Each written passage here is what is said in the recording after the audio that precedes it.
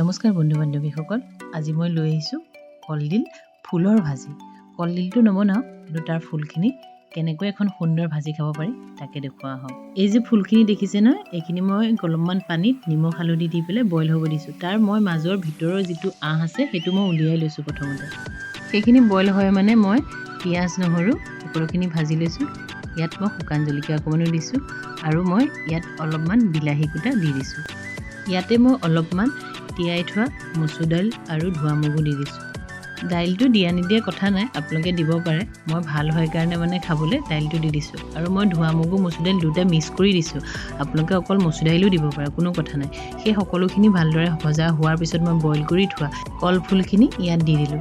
সকলোখিনি এতিয়া খুব সুন্দৰকৈ ভাজিম। ইয়াত পানী নিদিওঁ, কাৰণ পানী দিলে ইয়াৰ টেষ্টটো কমি যাব, সেইকাৰণে পানী নিদিয়াকৈ ভাজিব লাগিব।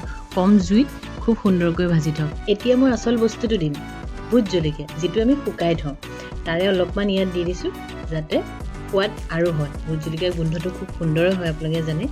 এতিয়া সকলোখিনি খুব সুন্দৰকৈ ভাজক, আৰু ভজা হ'লে খাই চাওক ইয়াৰ টেষ্টটো কেনেকুৱা হয়।